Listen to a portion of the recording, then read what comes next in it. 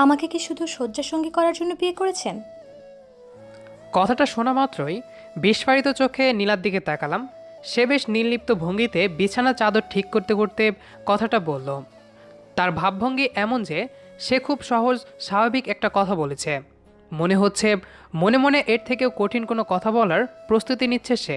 অথচ তার ওই কথার জবাব দিতেই আমার গলা শুকিয়ে গেল। দুইবার ঢোক গিলে বললাম, মানে?" এমন কোনো কথা বলিনি যে বুঝতে পারেন নাই। "না, সত্যি বুঝতে পারিনি। তুমি কি বলতে চাচ্ছ?" বলছিলাম, আপনাকে তো রাতে ছাড়া কখনো কাছেই পাওয়া যায় না। সকালে কাজে যান, ফেরেন একেবারে রাত করে। বন্ধু বান্ধবের সাথে আড্ডা দিতে দিতে হয়তো ভুলেই যান বাসায় আপনার একটা বউ আছে। সে একা একা সারাদিন, তারপরে এত রাত পর্যন্ত বাড়িতে কি করে, কিভাবে থাকে? মরলো না বাঁচলো সে খোঁজ খবর রাখার প্রয়োজনীয়তা বোধ করেন না। অভিমানী সুরে কথাগুলো বলতে বলতে সে তখন মশারি টাঙ্গাতে ব্যস্ত। মেয়েটার মতিগতি ঠিক বুঝতে পারছি না।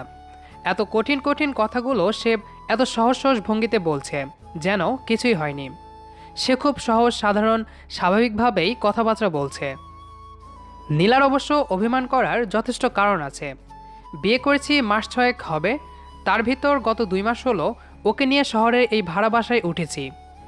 আর এই 2 মাসে ওকে নিয়ে কখনো ঘুরতে বের হয়েছি, দিনের বেলায় সময় দিয়েছি, একসাথে বসে 2 কাপ চা খেয়েছি, কখনো গল্পগুজব করেছি, এমনটা মনে পড়ে না। অথচ বিয়ের আগে বউকে নিয়ে কত স্বপ্ন দেখেছি। বিয়ের পরে এই করব সেই করব, কত কিছু করব, সেসব ভাবার ইয়ত্তা ছিল না।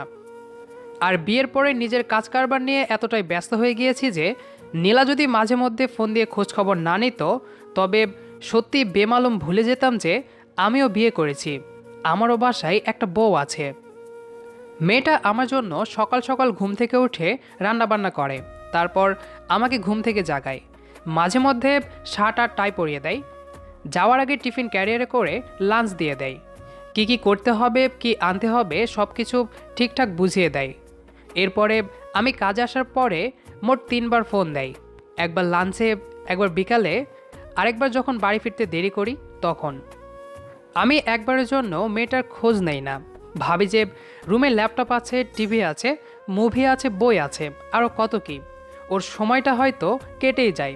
অথচ এসব কিছুর বাইরেও যে আমাকে ওর দরকার, সে কথা কখনোই আমার মনে উদয় হয়নি। মেয়েটার প্রতি ভীষণ অন্যায় করা হচ্ছে। অনেক কিছু ভাবার পরে মনে মনে নিজেকে দোষী সাব্যস্ত করে আমি তখনও জেগে আছি। অনেক রাত হয়েছে, অথচ আজকে আমার চোখে ঘুম আসছে না। একটা মেয়ের বিয়ের পরে অনেক ইচ্ছা আর স্বপ্ন নিয়ে স্বামীর ঘরে প্রবেশ করে। তার সেই সব ইচ্ছা স্বপ্ন সম্পর্কে জানা বোঝা, সেসব পূরণ করা তার স্বামীর দায়িত্ব আর কর্তব্য। আমি কি ওর প্রতি সেইরূপ কোনো দায়িত্ব কর্তব্য পালন করতে পেরেছি? নিজেই নিজেকে প্রশ্ন করলাম। হঠাৎ নীলা বলল, এখনো ঘুমাননি যে? ঘুম আসছে না। তা কেন আসবে? সারাদিন কত মেয়েকে সময় দিতে হয়, না জানি কোন মেয়েটা ঘুম চুরি করে নিয়ে গেছে। এই মেয়েটার একটা সমস্যা আছে, আর তা হলো সে মাঝে মধ্যে তেরা কথা বলে বসে থাকবে। তার তেরা কথা শুনে আমার রাগ হলেও আমি তাকে কখনো রাগ দেখাইনি। বিয়ের অনেক আগে থেকেই প্ল্যান করে রেখেছি বউয়ের সাথে কখনো রাগারাগি করব না। তাই আমি তার কথার ধারে কাছে দিয়ে না গিয়েও বললাম, তুমি এখনো ঘুমাওনি কেন? আপনারে একটু আদর করতে ইচ্ছে করছে, তাই। তো করো, শুধু তোমার উপরে যে আমার অধিকার আছে তা তো না, তোমারও আমার ওপরে সমান অধিকার আছে। স্বামী স্ত্রী একে অপরের পরিহিত পোশাক স্বরূপ। যা, তাইলে 2 কাপ চা বানিয়ে নিয়ে আয়, তোর সাথে অনেক কথা আছে। আমি অবাক হয়ে নীলার দিকে তাকালাম। ডিম লাইটের হালকা আলোতে স্পষ্ট দেখতে পেলাম সে প্রচণ্ড সিরিয়াস হয়ে কথাটা বলছে। এই মেয়েটার মাথায় সম্ভবত সিট আছে, যাকে বলে তার ছেঁড়া। মাঝে মধ্যেই আমাকে তুই তোকারি করে বলে। তখন তাকে আমার ভীষণ ভয় করে, কেননা তখন তার চোখ মুখের এতটাই পরিবর্তন হয় যে ছবি উঠিয়ে স্বাভাবিক অবস্থার সাথে মেলালে মিলবে না। অগত্যা মাঝরাতে চা বানিয়ে এনেছি। ভাগ্যিস আগামীকাল অফিস নেই, নয়তো মধ্যরাতের প্রেম ছুটে যেত। নীলা উঠে বসে পা নাড়াচ্ছে। ওর কোমর সমান লম্বা চুলগুলো বুকের ওপরে ছড়িয়ে দিয়েছে। ওকে দেখতে লাগছে দেবীদের মতো। মুগ্ধ হয়ে তাকিয়ে থাকতে ইচ্ছে করছে। মেয়েটার এই রূপ আগে কখনো দেখা হয়ে ওঠেনি। আমি ওর পাশে বসে এক কাপ চা ওর হাতে দিলাম। সে চুপচাপ চা হাতে নিয়ে চায়ের কাপে চুমুক দিয়ে বলল, আপনি খুব সুন্দর চা বানান। আমি একটা মুচকি হাসি দিয়ে সেই কথার জবাব দিলাম, আমি জানি আমার হাতে চা ভালো হয় না। আমার হাতে চা খেয়ে আজ পর্যন্ত সবাই শুধু অভিযোগই করেছে। আমি বললাম, স্বামী বা আমাকে নিয়ে তোমার ইচ্ছা স্বপ্ন কি কি? তোমার জন্য কি কি করতে পারলে তুমি খুশি হবে? আমি বললেই আপনি করবেন? চেষ্টা করে দেখতে পারি। প্রতি ছুটির দিনে আমাকে নিয়ে ঘুরতে যেতে হবে। অহেতুক অপ্রয়োজনীয় কোনো আড্ডা দেওয়া চলবে না। দ্রুত বাসায় ফিরতে হবে। প্রতিদিন সকালে একটা করে চুমু খেতে হবে, আর রাতে বাসায় ফেরার সময় আমার জন্য কিছু আনতে হবে। কি আনতে হবে আমি কিছু বলবো না, আপনি আপনার ইচ্ছা মতো মন মতো নিয়ে আসবেন। আমার সাথে ভালোভাবে কথা বলতে হবে। সময় পেলেই সময়টা আমাকে দিতে হবে। সব থেকে বড় কথা, প্রচুর প্রচুর ভালোবাসতে হবে। আর হ্যাঁ, আপনাকে তো সাপ্তাহিক নামাজ ছাড়া অন্য কোনো নামাজ পড়তেই দেখি না। ব্যাপার কি বলুন তো? কিছু না। তাহলে নামাজ পড়েন না কেন? আমি এই কথার জবাব দিতে পারলাম না। কেন পড়ি না এই কথার কোনো জবাব নেই। চুপ করে বসে থাকা দেখে নীলা বলল, কি হলো, জবাব দিচ্ছেন না যে? এই না, আরও আছে।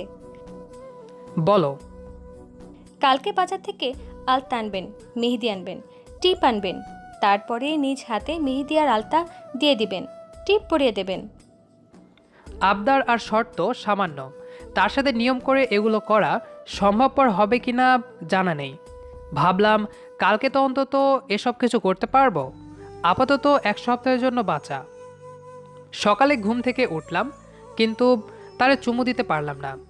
অন্ধকারে চুমু খাওয়া আর দিনের আলোতে কারো চোখে চোখ রেখে চুমু খাওয়া আকাশ পাতাল তফাৎ। আমার দ্বারা ও কাজ সম্ভব না। নীলা তখনও আমার পাশে ঘুমাচ্ছে।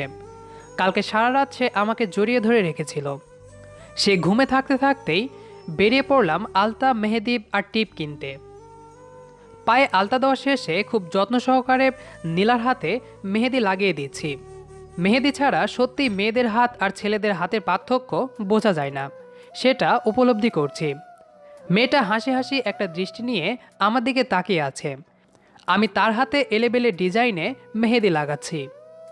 বাম হাতের বুড়ো আঙ্গুলের ওপর পাতার ডিজাইন, আর ডান হাতের কুনি পর্যন্ত পুরা উল্টাপাল্টা যা মনে আসে তাই।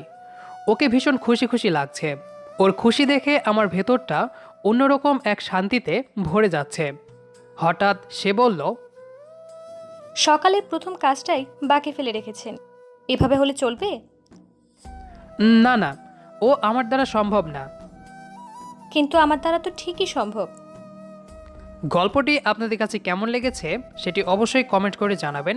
যদি ভালো লেগে থাকে তাহলে অবশ্যই একটা লাইক দিবেন, আর যদি না লেগে থাকে তাহলে আনলাইক দিবেন। দেখা হচ্ছে আবার নতুন কোনো গল্প নিয়ে। সে পর্যন্ত আমাদের সাথেই থাকুন। ধন্যবাদ সবাইকে।